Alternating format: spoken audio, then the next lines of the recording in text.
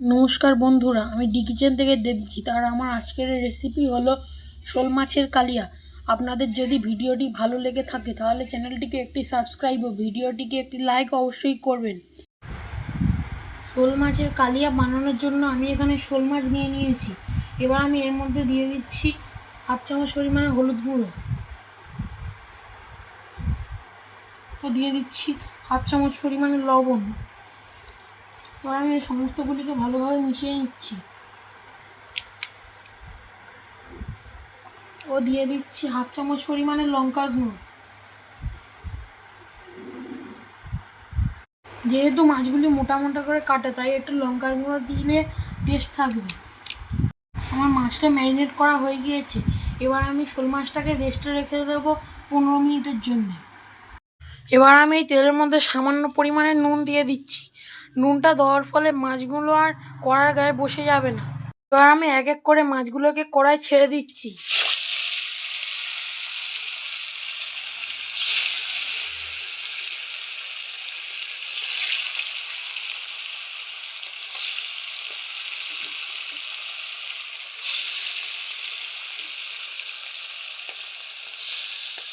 মাছগুলোকে আমি এরমভাবে আস্তে আস্তে ভেজে নিচ্ছি। আর এখানে আমি মাছগুলোকে ভালোভাবে কড়া করে ভেজে নিচ্ছি।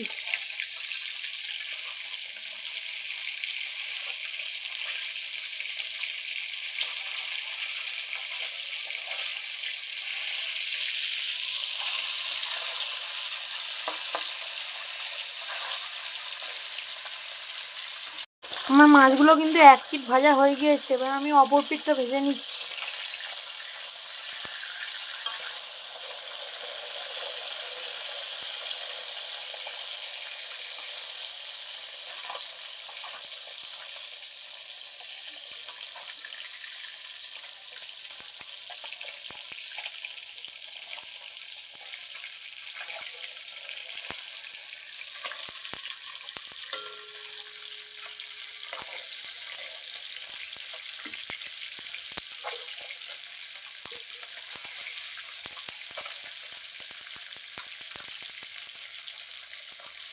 আমার মাছগুলো ভালোভাবে ভাজা হয়ে গিয়েছে। এবার আমি এগুলোকে তুলে নিচ্ছি।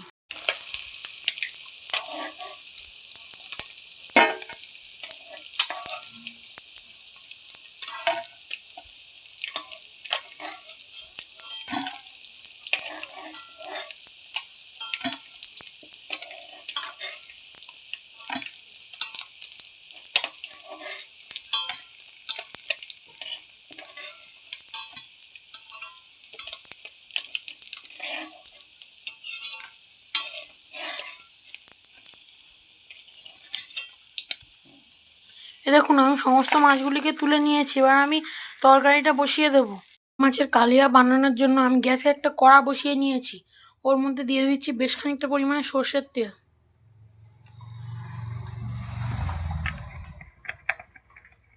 এবার এর মধ্যে দিয়ে দিচ্ছি কুচনো পেঁয়াজ, দিচ্ছি 4-5টা চেরা কাঁচা লঙ্কা। এবার পেঁয়াজের মধ্যে দিয়ে দিচ্ছি সামান্য পরিমাণে চিনি। আর চিনিটা দেওয়ার ফলে তরকারিটা একটা লালচে কালার আসবে।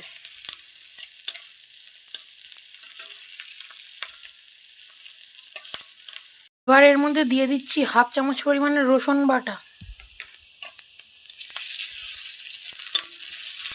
দিয়ে দিচ্ছি 1 চামচ পরিমাণে টমেটো বাটা ও দিয়ে দিচ্ছি হাফ চামচ পরিমাণে আদা বাটা। এই সমস্তগুলিকে আমি ভালোভাবে ভেজে নেব।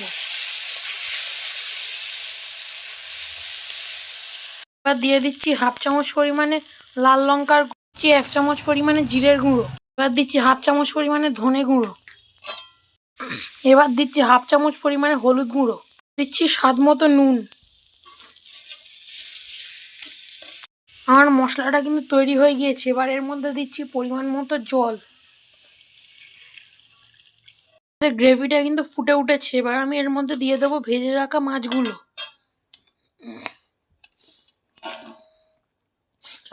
মাছগুলো দেওয়ার পর আমি মাছগুলোকে 5 থেকে 7 মিনিট ধরে ফুটতে দেব।